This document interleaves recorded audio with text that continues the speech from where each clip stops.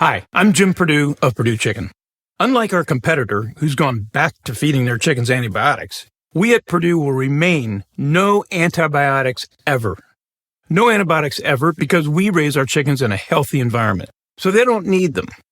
No antibiotics ever takes more time and money, but it's the right thing to do.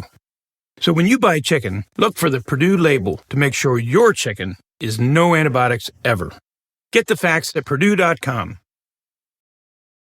Luxury is meant to be livable. Discover the new leather collection at Ashley with premium quality leather sofas, recliners, and more, all built to last. No matter how many spills, scuffs, or pet-related mishaps come its way, the leather collection at Ashley is made with the durability you need for the whole family. Shop the new leather collection at Ashley and find chairs starting at $499.99 and sofas at $599.99.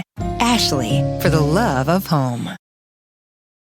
This is Jeff from Seattle, and I just need more. So I went to patreon.com/partnersincrimemedia, and I got more every week. Join me.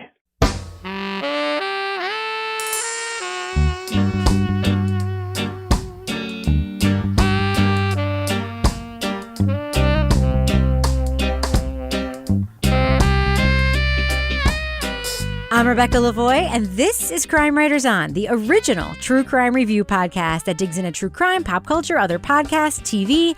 And this week, it's an all Betty Broderick special. We'll talk about the LA Times' new podcast on the 1909 double homicide entitled It Was Simple.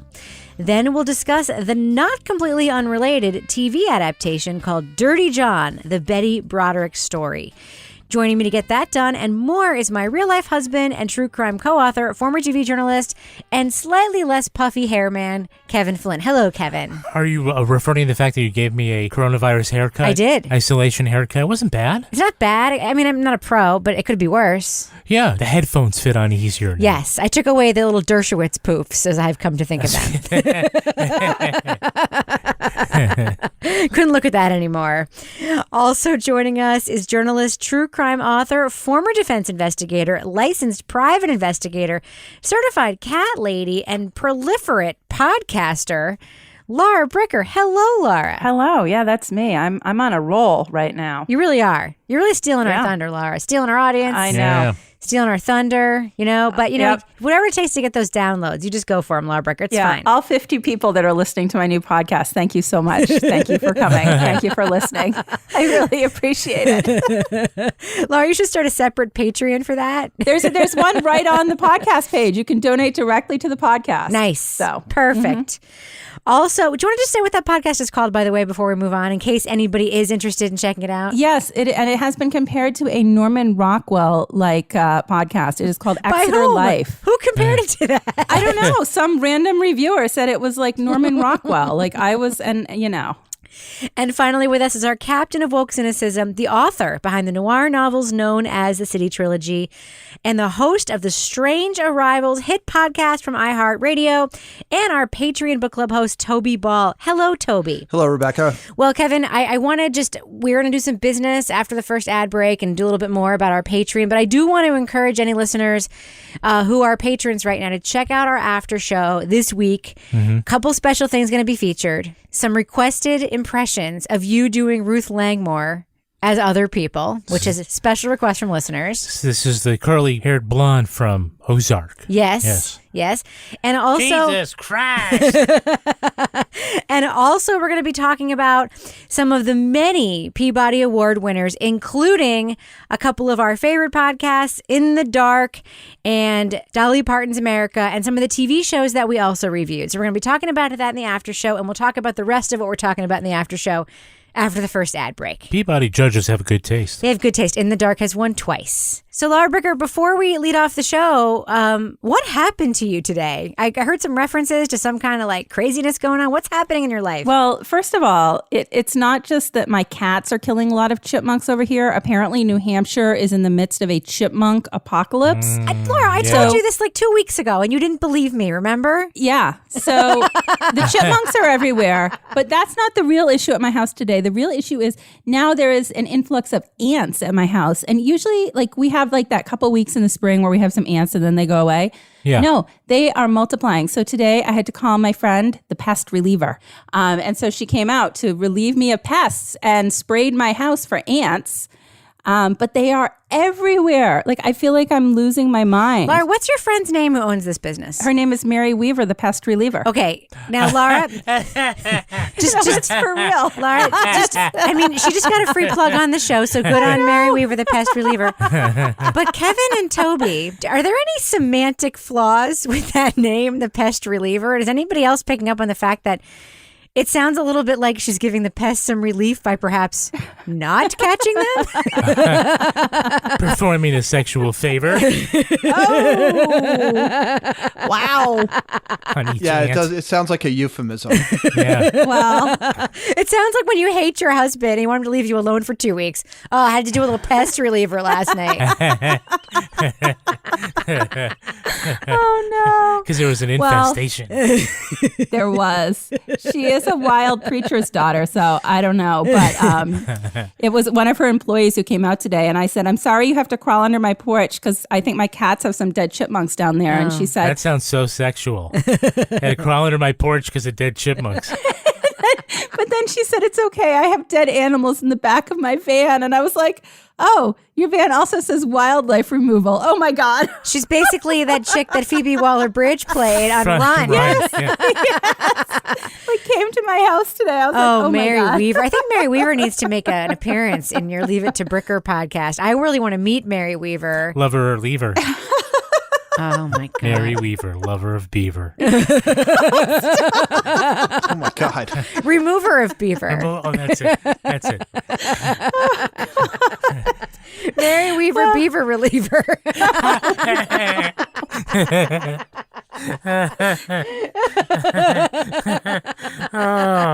Wow. Mary, I hope you don't listen to this podcast, but if you do, we just plugged your business for free for like 3 minutes Need your beavers relieved?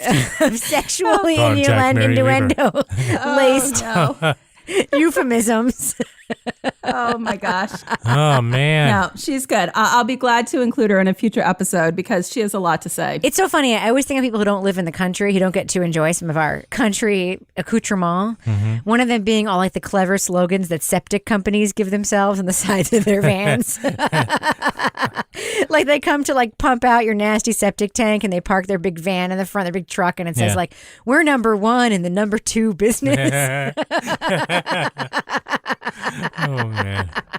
I feel like Mary Weaver pest reliever is like right there in that sweet spot. Oh, yeah. She and I had the last time, actually, I almost included her a while back because she was telling me about how they get bed bugs out of places. And I was like fascinated by that. You know how you get rid of bed bugs? You take anything that has bed bugs in it and put a big pile and set that pile on fire. Is how you get rid of bed bugs. You condemn the building and then tear it down. All right, are you guys ready to review some Betty Broderick content on this podcast? Let's do it. Let's get it done. I know Toby's super excited. Leading off. In 1989, Broderick broke into her ex-husband's house in Hillcrest and shot him along with his new wife while they were sleeping. She was arrested later that day. You could look at this then as a story beginning and ending in 2 marital beds. In 1969, it was Betty and Dan's honeymoon bed, and in 1989, it was Dan's bed with Linda, his new wife of not quite 7 months. From the makers of the Dirty John podcast, LA Times Studio is out with a 4-part retrospective of Betty Broderick's life and the murders of Dan and Linda Broderick, entitled It Was Simple. Pulitzer and Emmy-winning columnist Pat Morrison provides a primer on the case of high society domestic high drama. The man and woman who had stood at an altar 20 years before and made everlasting vows, now they were close to each other again. For murder can occupy as intimate a space as love, so that dearest Bets could hear darling Dan say, okay, you got me. Morrison brings us the voices of friends, lawyers, and journalists surrounding the case, but also explores how over the years, public perception of Betty went from crazy housewife to folk hero. You married and for a while certainly did appear to have the Beaver Cleaver family. When we met, we were very happy together. I thought we did have a perfect marriage.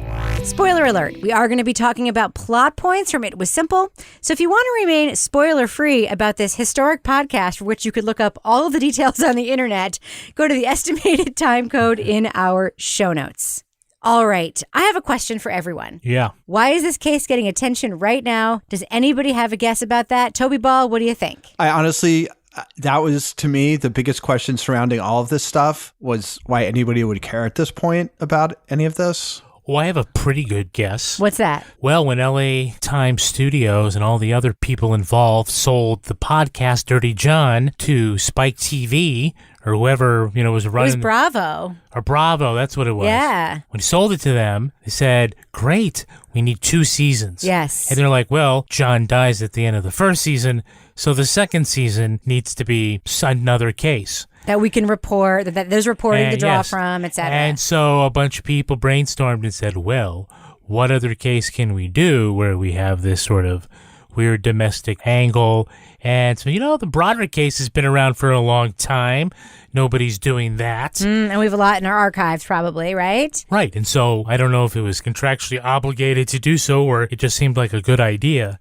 But it seems like this podcast is timed to coincide with the release of the TV show. Yeah, I mean, they both are. This is a production of the LA Times, this podcast, and LA Times Studios is credited for the production of the TV show. You guys know those are 2 different things, right? No. Okay, so let me just explain it because this is how the ecosystem works. The LA Times is the newspaper. Right. They produce the journalism content. They produced Dirty John Season 1. LA Times Studios is the production arm of the LA Times. We did review one LA Times Studios podcast. Is Man in the Window? Yeah, Man in the Window. Didn't quite have the journalism chops of some. It does have some, but not all. So LA Times Studios is their entertainment arm that they have spun off for other media projects.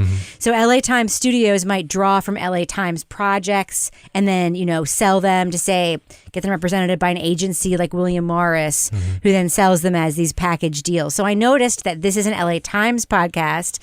It's got reporting in it, and then the TV show is an LA Times Studios affiliated production. So they clearly were picking all the meat off this buffalo, right? to make this like multi-pronged project. There was at least one meeting with all those people in the same. Very, very likely.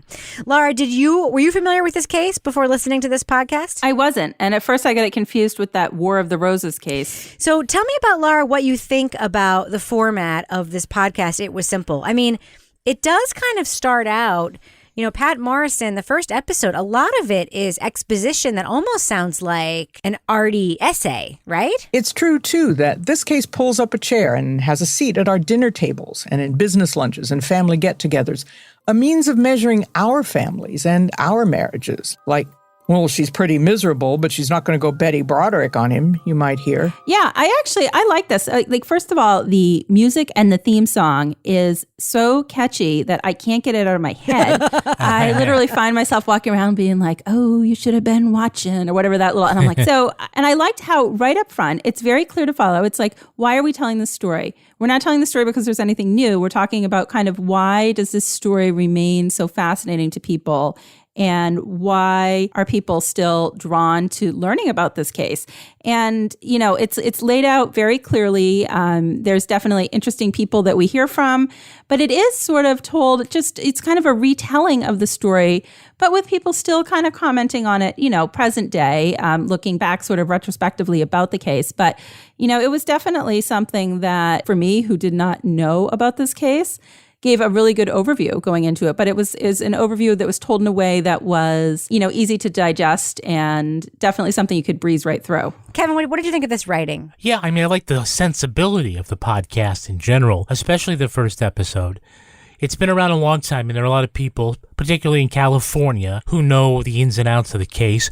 There's another generation of the public that doesn't, but the way to walk the line between assuming your audience knows too much and assuming they know nothing was to look at it a little more like we're going to tell the story, but also talk a little bit about what was going on and why it resonated and how people are interacting with Betty and with her story today. Which is not something we've seen in a lot of different podcasts and seems so obvious. I mean, if you listen to any of the, Wikipedia Brown True Crime of the Week podcasts where people Google a story and talk about it for an hour, then you probably know what happened. But as far as a more like actual first person interviews and things like that, you get a little of it here, enough so that you can tell the story, but not it's going to be we're going in cold and we're going to recreate the crime. I actually have a theory as to why. I mean, this case was huge. And I don't know, Toby, I know that you don't pay attention to much in pop culture, so you may not like fully remember how huge this case was, but I do remember those Oprah interviews. I do remember this being a constant presence on the news and in talk shows and in newspapers and stuff. But Toby, I just want to ask you about a contextual thing about the era, because I kept thinking about this when I was listening to the podcast. I kept thinking like the murder was in 1989. The case played out over the couple years after that. This, to my recollection, was at kind of the height of like an almost like 50s to 60s style culture war happening in the United States. The post-Reagan, pre and beginning of Clinton era conversation where, Toby, remember how Hillary Clinton on the campaign trail wore all those like dopey 1950s headbands and shared her cookie recipe in an attempt to seem more domestic? Like this was part of the conversation, like a woman's identity being her marriage.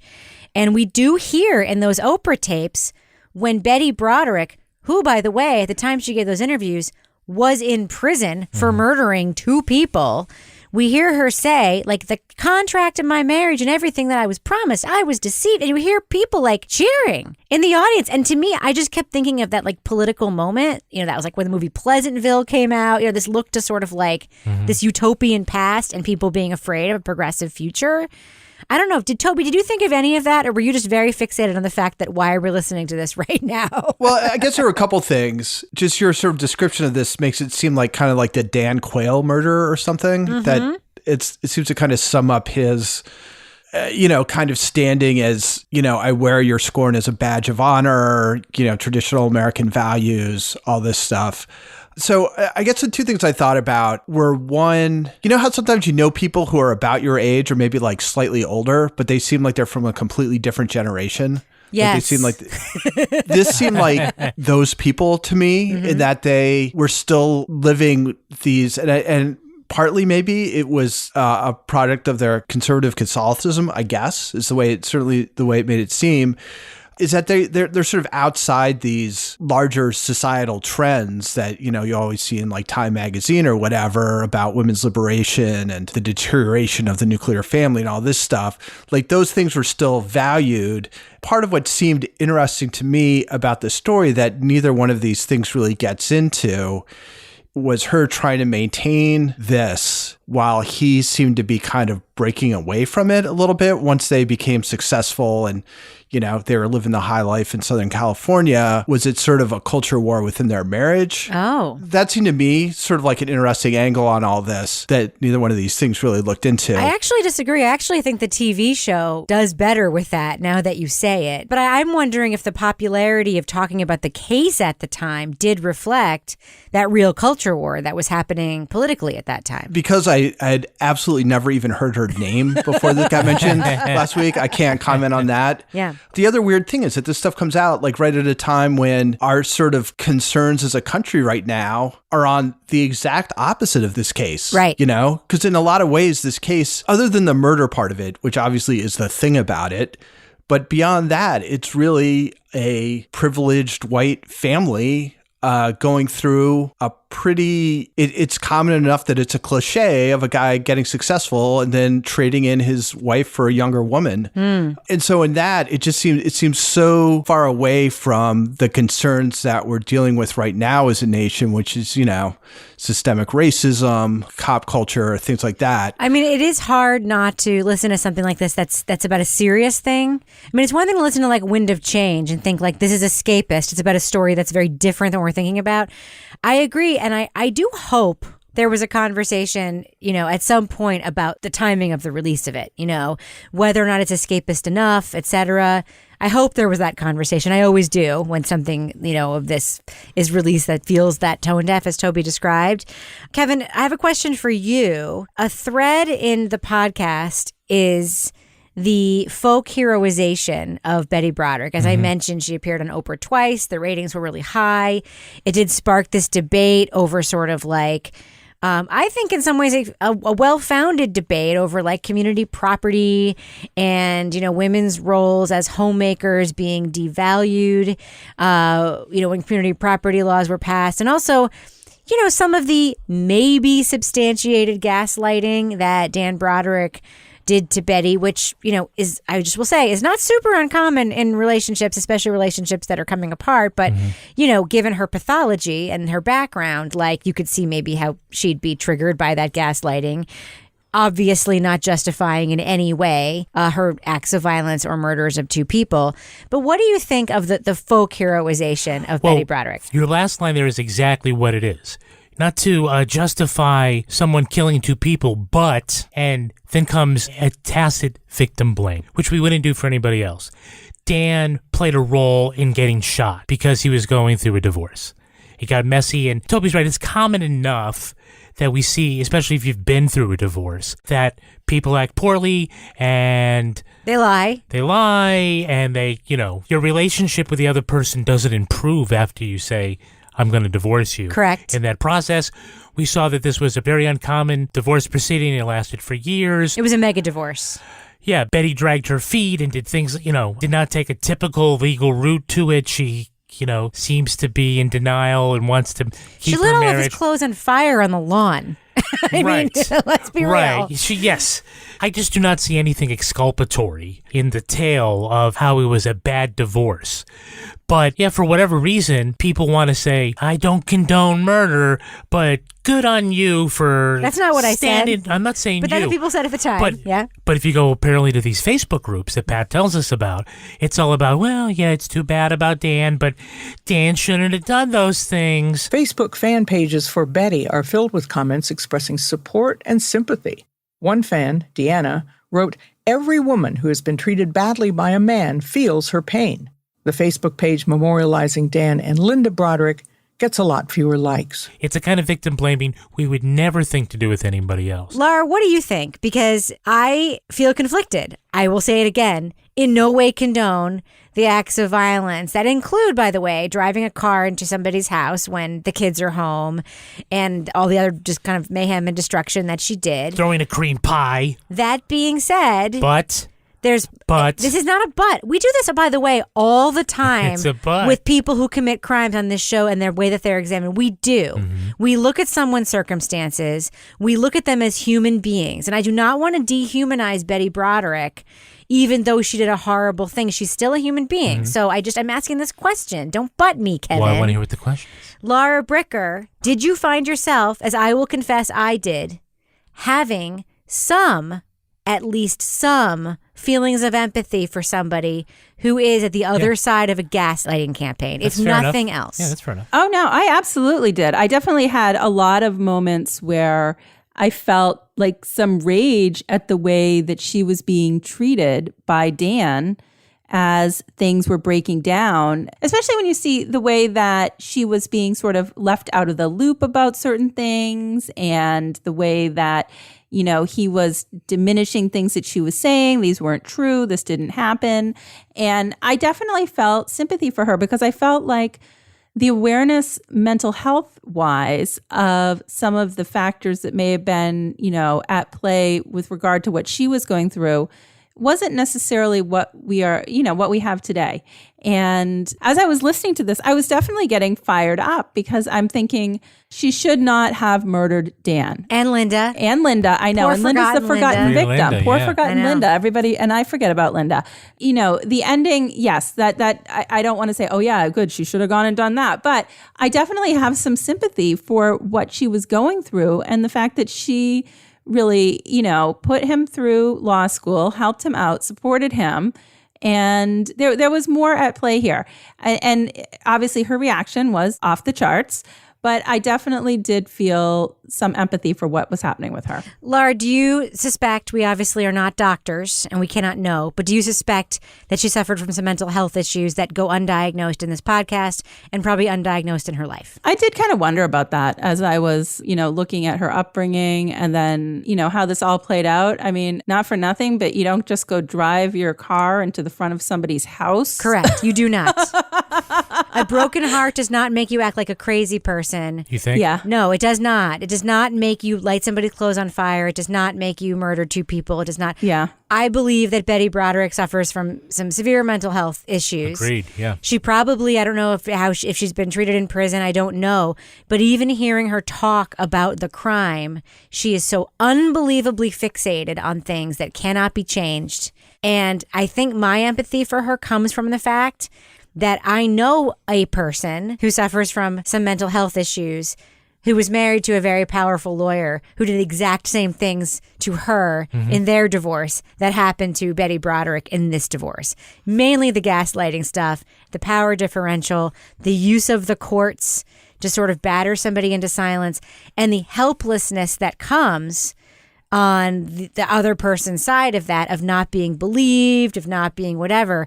I really felt for that frustration, but obviously Betty Broderick's mental health issues were sort of the elephant in the room, I think. Kevin, quick question. Money sort of playing into the story. It's not atypical for sensational divorce, right? Yeah, I mean, there was the discussion about there was a recorded telephone call between Betty and one of the sons, and she says, I'm going to get all the money or whatever it is. I don't think she's a gold digger. I don't think that was the issue, but a lot of the issues did revolve around money. The money reflected her freedom because he controlled the purse strings during the estrangement. It was also his primary motivation for success was money. We hear that over and over again. We know that. He called himself Count de Monet. Count de Monet, yeah. Which I'm going to adopt now. No, you're not. We're Count de No Monet. But money to her also kind of represented the fruits of the marriage, where she felt like she was not properly being recognized. At one point, she was getting $16,000 a month in the late mid-'80s, and was like still fighting about, like, most people, your lawyer would say, look, I know you're hurt and everything, blah, blah, blah, but let's not mess with this. Don't take $16,000 and run, you know? I mean, I do believe that she had mental health issues and that she just did not want the help, wasn't offered the help. She could have been in a better place, and that's how we got here. But I think one of the interesting things that just kind of got brought up is if you reverse the roles, this is just a stalker thing, right? Yeah. She's acting like a stalker, but she doesn't have the same weapons, isn't exactly the right word, but the same wherewithal as, you know, most men who are stalkers do in terms of being able to physically intimidate. That was kind of a weird passage where Pat was telling us, like, and it was framed in the frame of, like, why did this case get so much attention? And it was like, when just a few months before a man had killed his wife and 2 daughters or whatever. And they played it over this, like, tinkly, light music. In Washington state, a month after Dan and Linda's murders, a man gunned down his ex-wife, their 2 daughters, and the woman's new husband, while the latter was in the bedroom on the phone to sheriff's deputies. A few months before the Broderick killings, right up the freeway from La Jolla, a man was ordered to stand trial for slashing his ex-wife's throat. He was afraid she'd use her new $727,000 in lottery winnings to go back to court to get full custody of their kids. I thought that was a weird frame. I think, Toby, the way you framed it was better, was that you reversed the roles here, and you're talking about a predatory stalker, not a wronged woman who, you know, if I can't have you, no one has. That's a very interesting way to look at it, Toby. But the way that section was produced, I think, bothered me. Toby, I have one final question for you. What do you think of this story about this alleged conversation about Dan hiring a hitman that another guy overheard at Harrah's in Las Vegas years before the murders and is completely sure beyond a reasonable doubt, not 100%, but beyond a reasonable doubt that it was Dan Broderick talking about hiring a hitman to kill Betty? And he started talking about the things he was going to do to drive her crazy. And the whole point of driving her crazy was he was going to drive her crazy so that she committed suicide. And there was another man sitting at the bar, and he said, well, why don't you try a hitman? It was a little hard to wrap my head around where they were going with that. It's, as they say, thin gruel. I don't know how much I would trust that guy's memory about it. And I'm not sure how it really bears on the case anyway. I mean, it doesn't seem like he ever actually did. It was just kind of weird. In some ways, it seemed like the tease at the end of episode 3 about a hitman. I was like, oh shit, what's that all about? And then when you find out, it's like, oh, some guy told a story about this. Laura, what did you think about this anecdote? I mean, obviously, Betty's defense attorney wanted to put him and his former girlfriend on the stand to say, like, it was definitely this man and this woman and this thing happened. But at the same time, substantively, who knows, right? What did you think of that story? Well, I thought it was interesting, because I was still at that point having some of my lingering rage from earlier anecdotes about Dan. And so I was kind of listening to this thinking, she never knew if this actually even was him, and who knows if it was or not. But it sort of goes into this twisted, dysfunctional picture of what was happening at the time as their marriage was breaking down, and sort of just lent further credibility to the fact that there was a lot of dysfunction going on between the two of them as this was going on. And it wouldn't surprise me if this happened. If it didn't happen, it wouldn't surprise me if something else happened, because there was a lot of stuff going on between them. It was just crazy. It reminded me of the case, and I know we've talked about this case a lot, but the case where that happened in my town, where the guy allegedly hired the people to terrorize his, I think at that point, estranged wife or ex-wife, like the guys that broke in and they burned her parakeets in the oven and put a pipe bomb in her mailbox and drove her crazy. It kind of reminded me of tried to get her to commit suicide. Yeah. If only somebody would write a book about that case. We wrote a book about that case. It's called Legally Dead. You can get it wherever you get your mass market paperbacks. Yeah. Soon to be an audiobook. It was the same exact story. I just kept thinking when I was listening to this, me too. This is the Bader case, except she killed him. Yeah. Yes. But in every other way, it's just like the Bader case. But he was a lawyer, and it's the same thing. And it's that same power differential and that manipulation and that control and that, even it reminded me so much, when there would be a report to the police, oh, she's crazy, or she's mentally ill. Don't listen to her. It was an interesting detail, but Kevin, let's be honest. I'm not going to ask you to speak for you. I will speak for me. As somebody who went through a very painful divorce, right, and as somebody who knows many people who've been through very painful divorces, and knows zero hitmen, there is a moment at some point, at the lowest point of every painful divorce, where you turn to a friend and say, and don't mean it, but say, it would just be so much easier if he were dead. Mm-hmm. There's that low... Yeah. No, it's just, and it's not obviously something that any normal person would follow through on. Yes, everybody. It is a fantasy in the lowest part of the breakup. And I just find myself thinking, was this that moment for Dan where he was just miserable? And Harris? And he had this conversation with somebody? Who knows? Who knows? It's certainly not evidence that he was actually going to hire a hitman. The reason I don't find it credible is because we would have to believe he would have this discussion while they're still married in Las Vegas. Well, she was wearing a spangly dress. Before the marriage breaks apart, that he feels the need to have her assassinated. But he wouldn't do it for the 5 years of an actual terrible divorce. Yes. When it really would benefit him for her to be dead. Well, what makes more sense would be if and it's irrelevant because it wasn't a self-defense thing anyway. But the thing that would make more sense would have been if he were there with Linda and it was post-breakup. And he were talking with somebody about it, and that the girlfriend thought she saw Linda, and it was she thought it was the wife, but it was actually so we don't Linda. know that it's Dan at all, actually. Listen, it was not super credible. No, but it just goes to the narrative that Dan had it coming. It also goes to the narrative that the judge didn't allow a bunch of stuff in. Yeah. Because we know that to be true as well. Yeah. All right, well, let's do what we do. That was the correct legal call, however, on that piece of evidence. Let's let our listeners know, should they check out the 4-part podcast? It was simple from the LA Times, a podcast in 4 parts about the murder of Dan and Linda Broderick at the hands of Betty Broderick.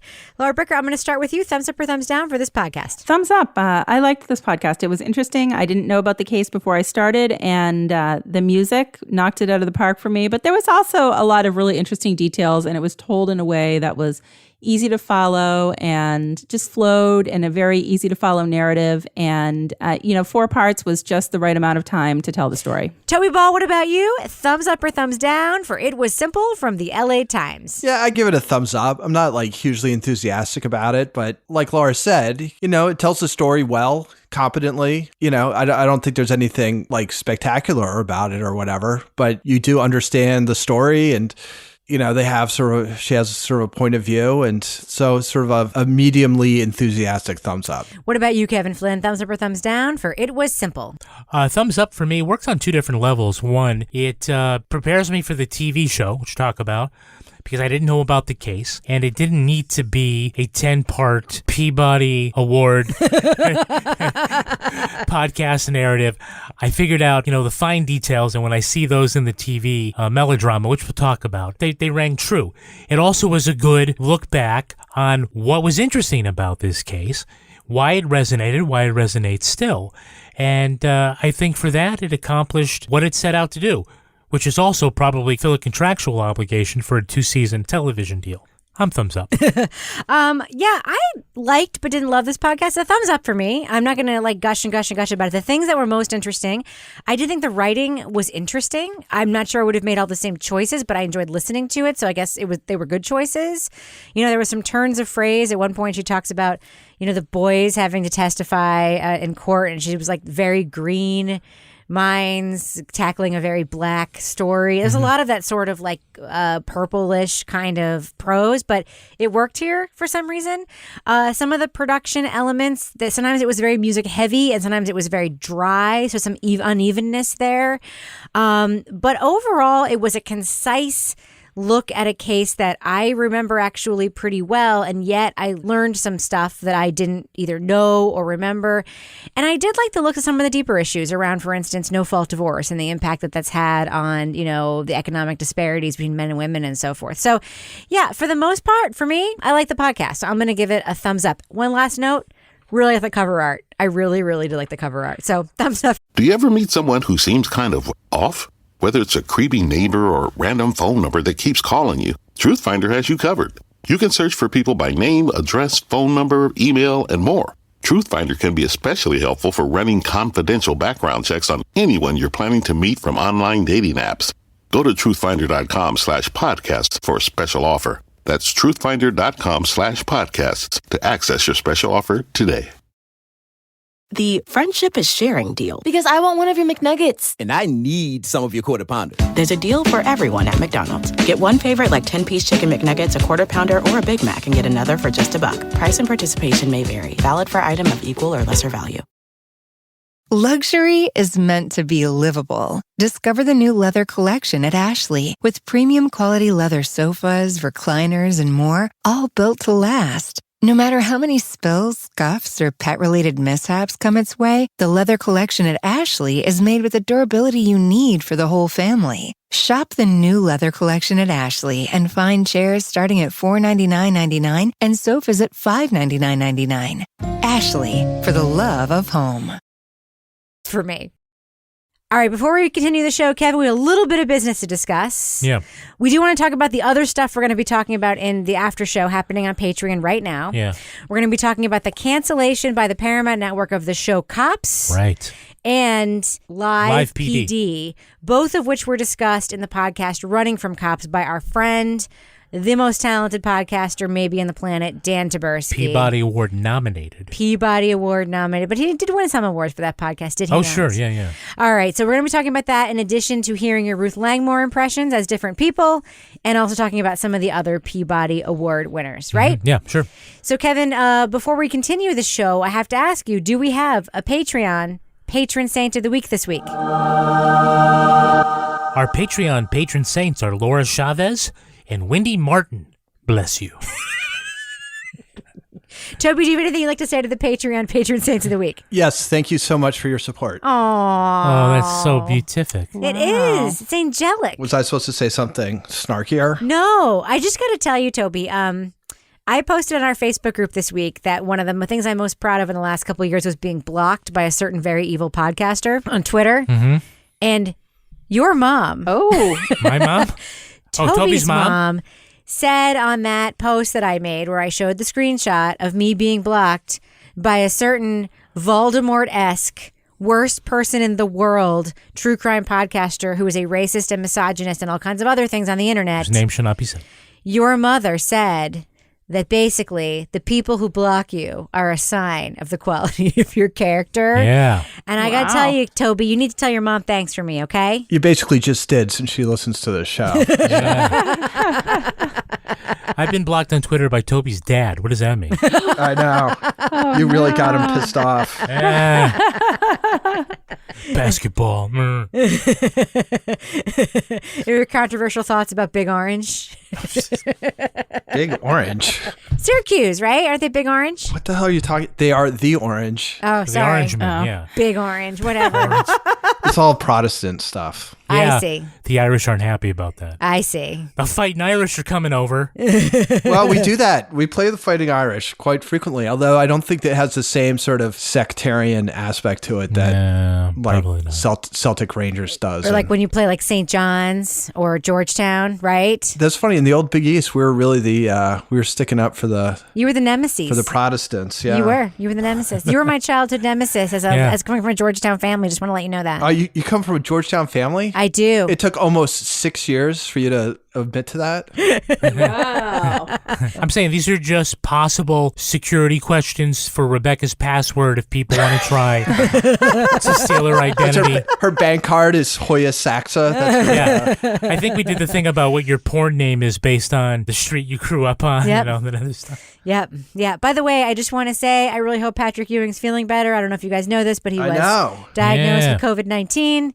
He's now coach of the Hoyas, the most famous player ever to come from the Hoyas team. And I just want to say, Patrick, I've been a fan of yours my entire life. I really think it sucks that the Knicks never won a championship when you played for them. And I hope you're feeling better. There's like 10 to 12 like all-time great basketball players who never won a title because of Michael Jordan. He's just one of them. It's like Charles Barkley, Karl Malone, John Stockton. You know, you can just stack them up. He's the Ted Williams of basketball. The Dan Marino court. Well, we've really gone off topic here. Should we go ahead and do our next review so that Laura doesn't fall asleep? Yes. I'm like, this is them trying to appease me for this Betty Broderick fest. I'm just looking at the ants closing in on me and thinking, oh my God. All right, let's get it done. Moving on. You gave us a statement. Do you remember doing that? I do. I know. I just...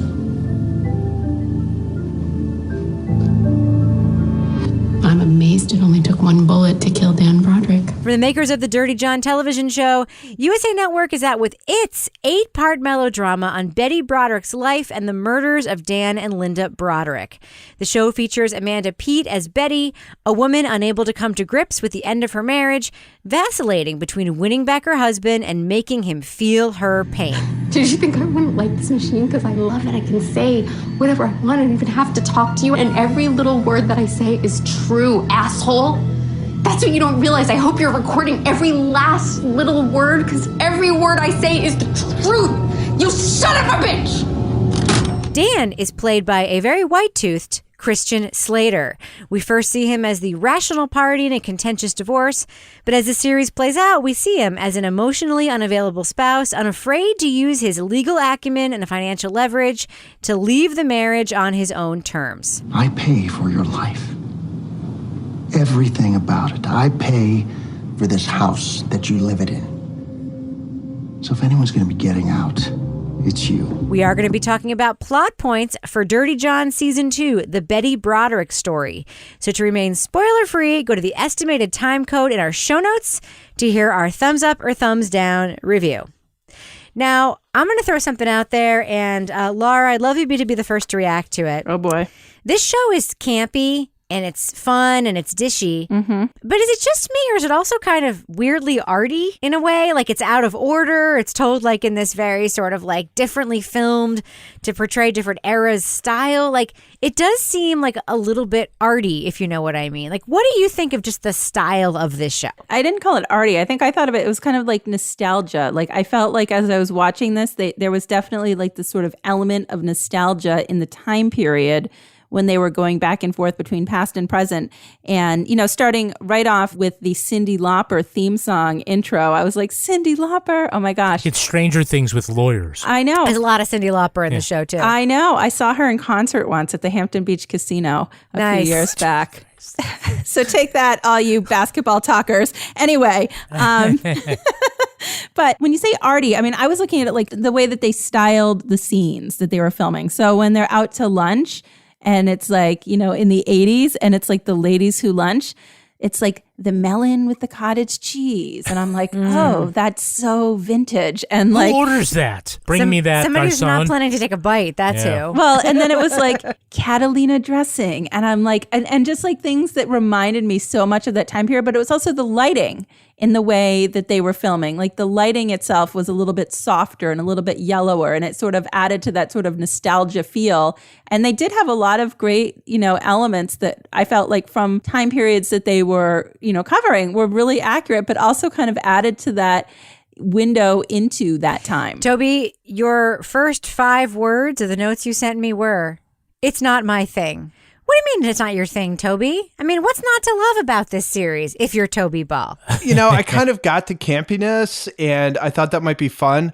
I just think it's really poorly conceived. If you can get past sort of the surface stuff, I don't think the story is told very well. I think it spends a lot of time kind of checking off incidents without getting into any depth about anything. I thought the second episode, it was like a Wikipedia episode made into a TV show where it's just like, and this happened, and this happened, and this happened. And we're going to have these actors that don't really look very much like Amanda Peet and Christian, whatever his name is. Slater. Christian Slater. You really don't know who any celebrities are, do you? I think about him. I mostly think about him as being the foil in Archer. He was in Heathers as well, Toby. I know, I saw Heathers He's too. in a million I just things. spaced his name. I know who he is. So I'm just going to say a couple things. I think Amanda Peet is super good in this. Christian Slater is just to me being Christian Slater. I feel like he's like Morgan Freeman, where it's like Christian Slater as this character. Yeah. Christian Slater as that character. And Christian Slater, if you grew up when I grew up, like he's somebody that you automatically kind of have to like because he's in a lot of things that you liked, right?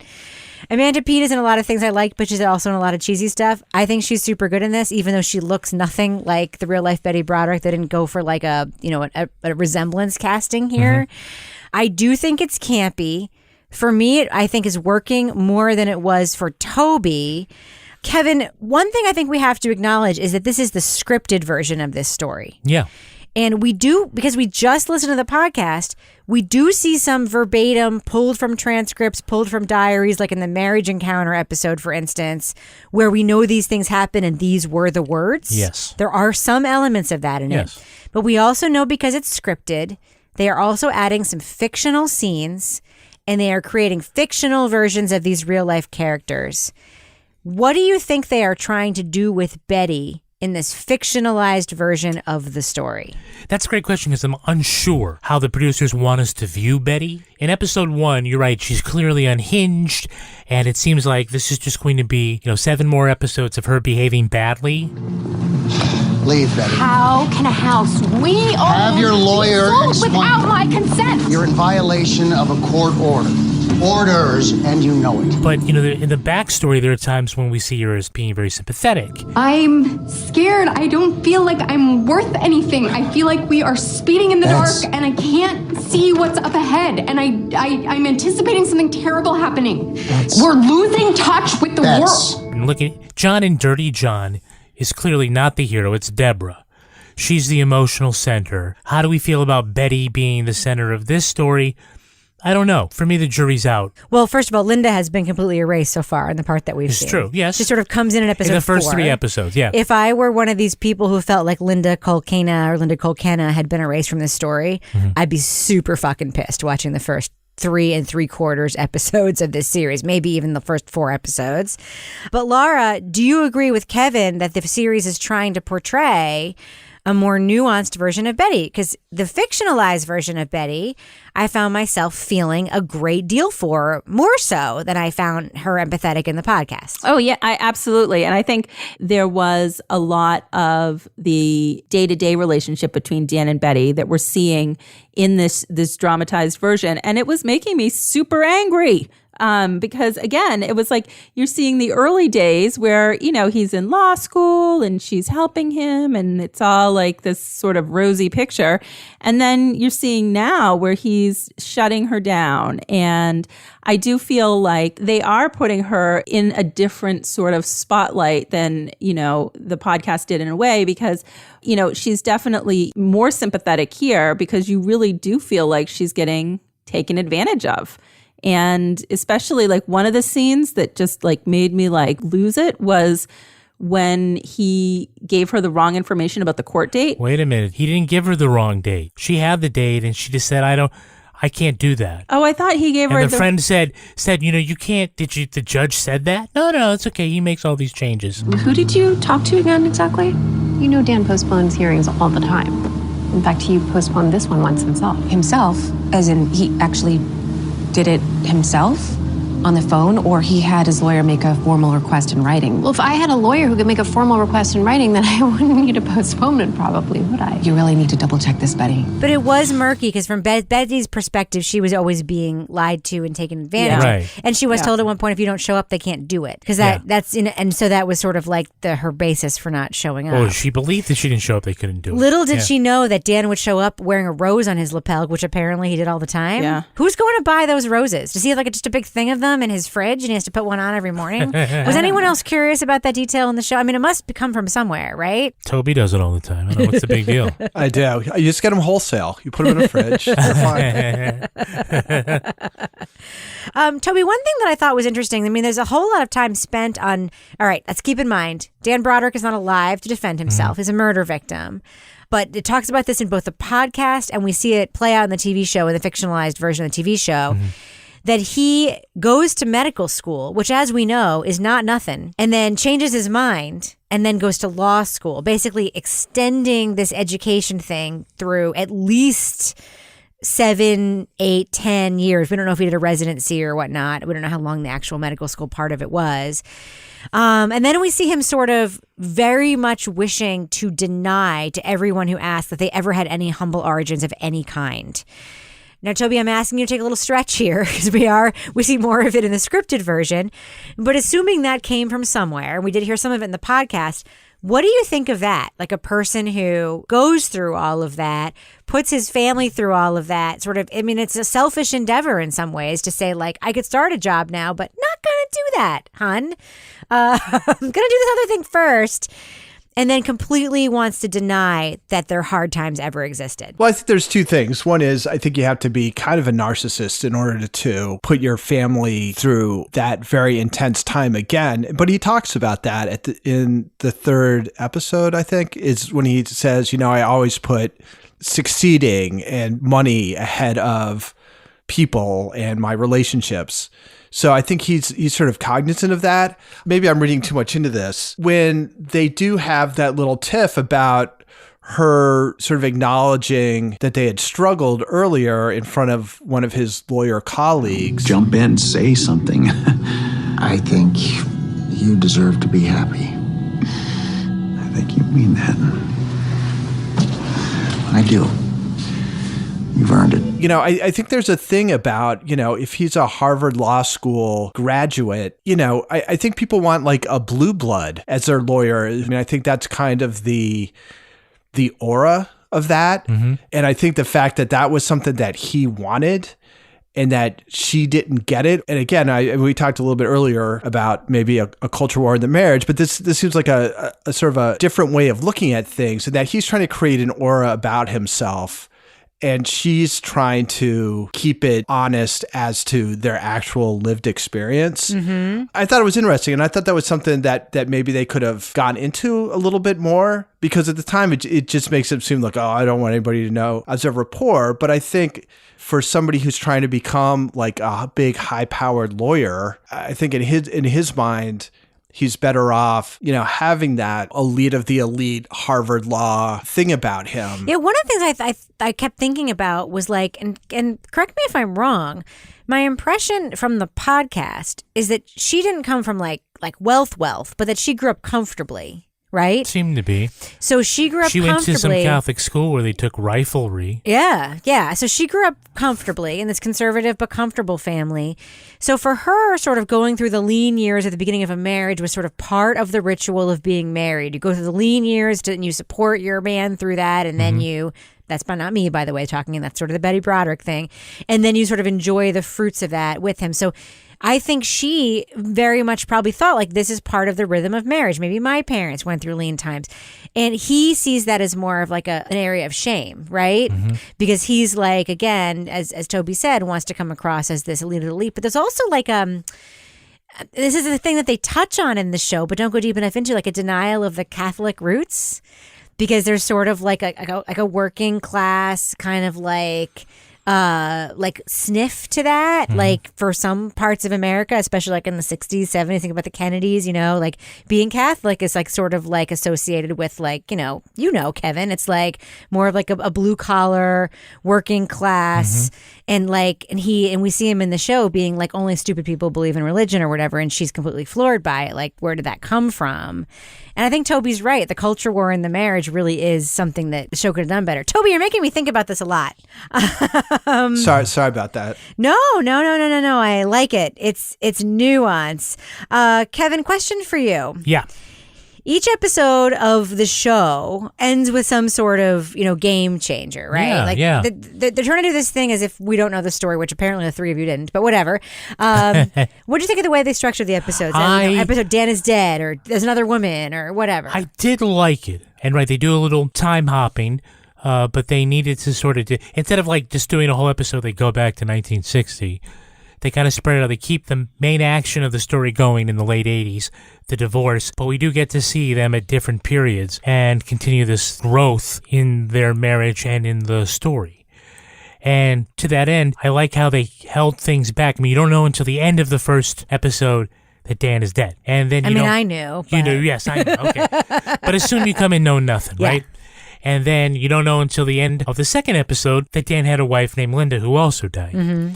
Up until this time, we pretty much see Betty as a irrational pest and Dan as even-tempered and put upon and rational.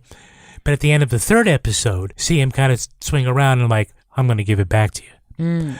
And so I think that's good because it changes it up each time. Yeah, I mean, the love bombing you see at the beginning of their relationship and sort of the build-up. I mean, Laura, they do build fictionally. Again, Kevin, I'm speaking fictionally. Uh-huh.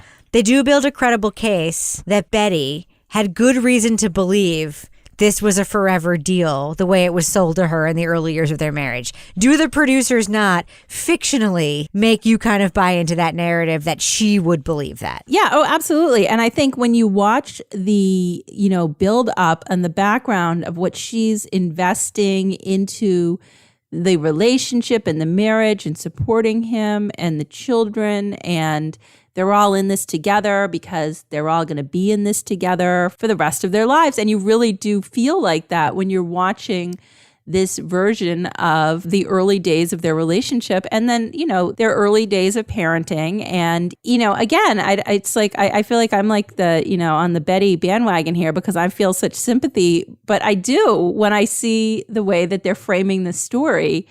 And maybe that's the way they want us to feel as they're setting this up. But you definitely do come. I came away feeling like I was seeing it from her side of the story. Oh, poor Laura. I know. Poor Betty, though. You got sucked Poor in. Fictional Betty. Toby, there was, I think, a really cool scene. Cool in that it fictionally tried to set up the contrast between the way that men in power view the dissolution of a relationship versus women who may have less agency and less understanding of the reality of what's happening view the dissolution of a relationship. And it's a scene where we see Dan at a lunch roundup with three of his friends. One, that dude from Melrose Place, who's about to get divorced from his wife, and they're all sort of strategizing around tactics. When you do finally leave, make sure Yvonne knows that is what you're doing. Establish the legal date of separation, definitively. That's the date a court will use to determine support, property interests, and so on. If you don't establish that date, there's no way the two of you will agree on that later. Wow, it must be exhausting to be so right all the time, Doc. You get used to it. And then you contrast that with the scene with the wives of these men, 3 of them, waiting for the 4th woman, who is the unknowing wife of the guy who's about to divorce her. Yeah. And they're talking about what's going on with that marriage. She was so relieved the jig was up. She cried. And you came back from it. You both wanted to rebuild your marriage, and you did.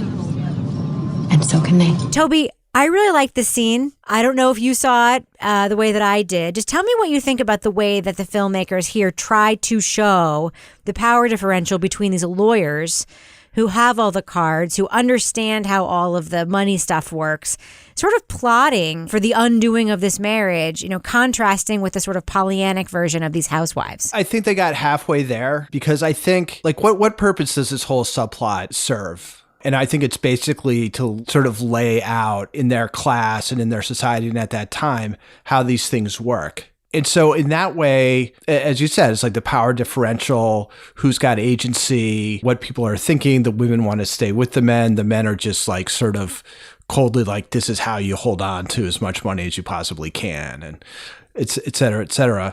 I think what didn't get brought up, which to me seemed like a missed opportunity, is like, why is this happening anyway? Like, what is it about the culture that makes it, sort of semi-acceptable for these men to leave their wives for their secretaries?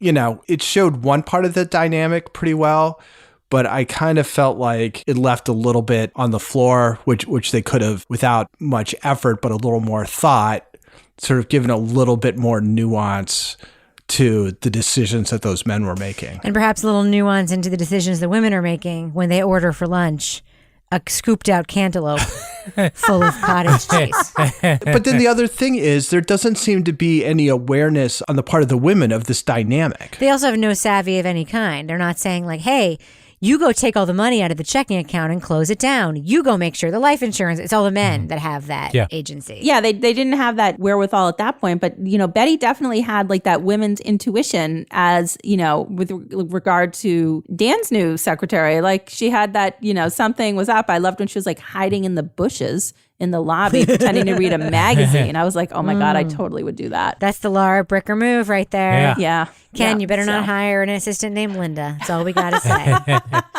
All right. Well, let's do what we do. Let's let our listeners know, should they check out Dirty John Season 2, the Betty Broderick story, airing on USA, but of course it's also available on demand. Laura Bricker, I'm going to start with you. Thumbs up or thumbs down for this serialized story? I'm going to give it a thumbs up. It's not like a hugely enthusiastic thumbs up because it's pretty cheesy. But at the same time, I'll watch anything. Just saying. I did like the vintage 80s feeling of the show, the high-rise Levi jeans and some of the clothing, but also it's an interesting story. And I mean, Christian Slater. So I would say thumbs up. Give it a try. Toby Ball, what about you? Thumbs up or thumbs down for Dirty John Season 2, the Betty Broderick story? I thought this was pretty poor. So I'll give it a thumbs down. I think I've kind of gone through all my reasons, but it could have been done in a way that didn't have to like hit all the high marks of their biographies and focused on certain things that they thought were important. Mm-hmm. And it's just like on a 5-minute to 5-minute basis. It just wasn't that good, I think. My son came down while I was watching some of it, and he kind of was like looking at it with squinted eyes, and he kind of looked over at me, and I was like, yeah, I'm doing this for Crime Writers. He's like, Were you embarrassed? Were you embarrassed? Did you feel the way I feel when someone walks in on me watching The Young and the Restless, Toby? It was a pretty melodramatic moment. I wish I could remember exactly what it was, but it was one of those things where it did seem like a soap opera. And I was like, oh, God. So anyway, thumbs down. Kevin Flynn, what about you? Thumbs up or thumbs down for Dirty John Season 2, the Betty Broderick story? Toby was a thumbs down. I'm shook. So this is Season 2 of Dirty John. To me, it seems like a very odd pairing between Seasons 1 and 2. Because like we said, this is obviously the result. This is not the providence of the muses guiding the hand of the artist to the page to create something. I'm inspired to write about Betty Broderick. This is an effort to fulfill the second half of a 2-season contract for the original Dirty John. But it's okay. I kind of find it to be entertaining. The case is historical and very interesting to me. But, it's like to make this a Dirty John 2, it's like they're saying, if you love steak, you'll love pork chops. Well, would you? They are kind of different. Yeah. Nonetheless, I'm enjoying the shoulder pads and the bespoke clothes and all of the 80s music that I'm sure people who got married in the 60s didn't actually listen to. Thumbs up. Yeah, so I'm going to give us a thumbs up, but I want to qualify it a little bit. I'm giving it a thumbs up because I find it very soapy and entertaining. And I, like Laura, to some extent, will watch almost anything. Yeah. Even things that I will later say, like, that's trash, but I can't help it. I watched it. The evidence being that I had a alone marathon last weekend watching all of those freaking terrible 50 Shades movies just because they were on and because I was bored. So I do have a component of that, Laura. I will watch anything. But I'm also giving it a thumbs up because there is an aspect to this where I think there is a creative approach to the storytelling. I do like the casting of Amanda Peet as Betty Broderick, despite her having zero resemblance to Betty Broderick. I do like the fact that the show is playing with us by alternating between a beatific, innocent, sweet version of Betty Broderick and sort of helping us try to feel like getting in her shoes, like, would we feel as wronged or et cetera. The thing that troubles me is that as of this review, I know next week there'll be more. There's 4 episodes out, so we're halfway through the series. It has erased the second victim of this crime so far. And it also has spent so much time playing with us and trying to get into the shoes to feel empathy for this woman that I hope, I'm just going to say at this point, I hope they also play the other side of it with the same kind of craft. I hope they try to draw us into feeling horror at the crime that's ultimately committed. I don't know if they're going to, but based on what I've seen, I'm giving my thumbs up review to the fact that I am enjoying watching it in that same way you enjoy watching The Young and the Restless, and then you sort of secretly turn it off when your family comes in the room because it's a little bit embarrassing to you. I can't help it, though. I kind of like it, so thumbs up for me. Do you ever meet someone who seems kind of off? Whether it's a creepy neighbor or random phone number that keeps calling you, Truthfinder has you covered. You can search for people by name, address, phone number, email, and more. Truthfinder can be especially helpful for running confidential background checks on anyone you're planning to meet from online dating apps. Go to truthfinder.com/podcasts for a special offer. That's truthfinder.com/podcasts to access your special offer today. The friendship is sharing deal. Because I want one of your McNuggets. And I need some of your Quarter Pounder. There's a deal for everyone at McDonald's. Get one favorite like 10-piece chicken McNuggets, a Quarter Pounder, or a Big Mac and get another for just $1. Price and participation may vary. Valid for item of equal or lesser value. Luxury is meant to be livable. Discover the new leather collection at Ashley with premium quality leather sofas, recliners, and more, all built to last. No matter how many spills, scuffs, or pet-related mishaps come its way, the leather collection at Ashley is made with the durability you need for the whole family. Shop the new leather collection at Ashley and find chairs starting at $499.99 and sofas at $599.99. Ashley, for the love of home. Now it's time for my favorite part of the podcast, a little something I like to call the crime of the week. This week, Gary Urgonski of Cape Cod turned himself into police in York, Maine. This scofflaw could no longer stand his life on the run from the vacation state and paid a parking ticket he had received in 1978. Urgonski said he got the $3 ticket after a day trip to the beach and had always intended to pay it. He kept the citation in a drawer and even used it as a bookmark sometimes. When they'd come across it, he and his wife would joke about the 40-year-old fine and his fear of getting caught by Maine officials. Urgonski sent the York Police Department a check for $3, plus the $1 late fee and a letter of polite apology. The ticket was in such a pristine state that police thought it was from 2018, not 1978. The cops say the ticket long precedes computer records and they've forgiven the fine. Today, the charge for an expired meter in York is $35. Urgonski is grateful and hopes to visit York and visit the station. He says he wants to share his thoughts on modern policing. Oh, God. So, panel, here's my question. Quote, I just forgot about it is not a great excuse, especially when you're using your ticket as a bookmark periodically. Please provide Mr. Urgonski a better argument for not paying that ticket for 40 years. Laura Bricker, what do you think? Oh, boy. I mean, it's like a fine wine. It gets better with age.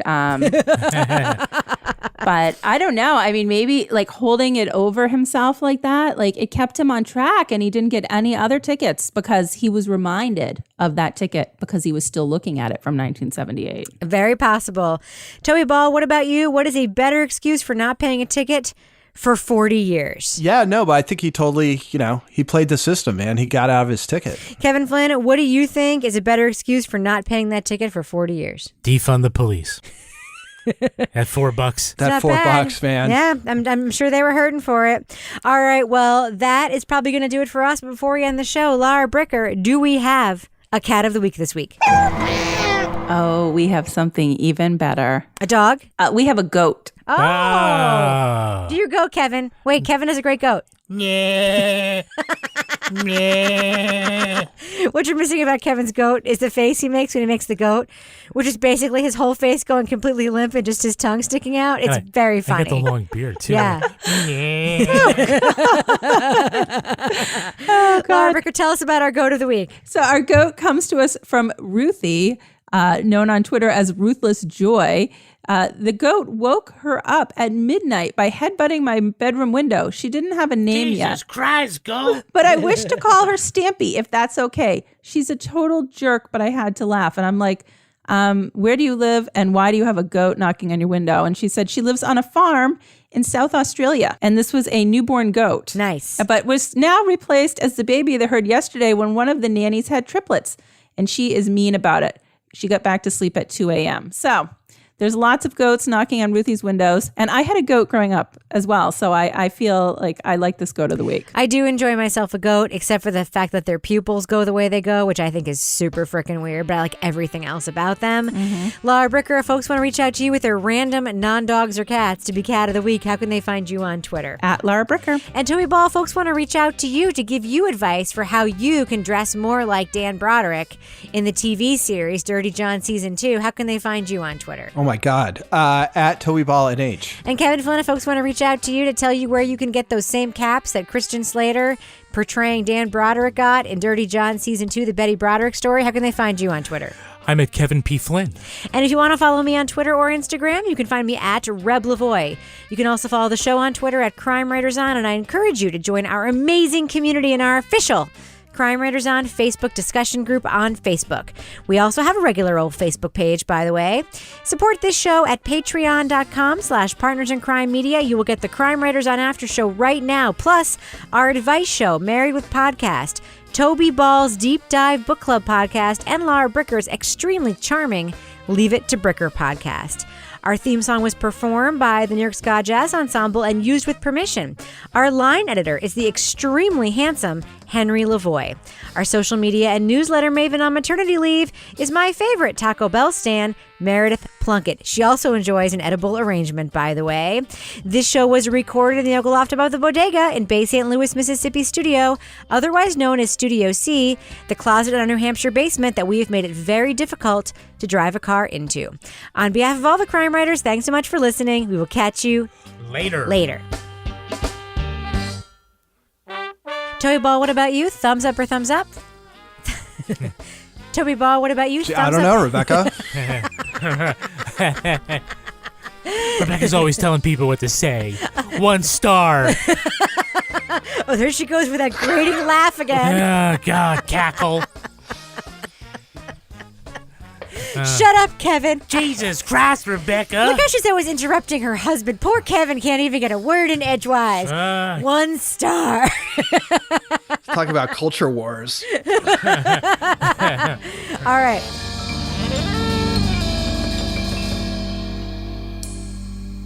Partners in Crime Media. Luxury is meant to be livable. Discover the new leather collection at Ashley with premium quality leather sofas, recliners, and more, all built to last. No matter how many spills, scuffs, or pet-related mishaps come its way, the leather collection at Ashley is made with the durability you need for the whole family. Shop the new leather collection at Ashley and find chairs starting at $499.99 and sofas at $599.99. Ashley, for the love of home.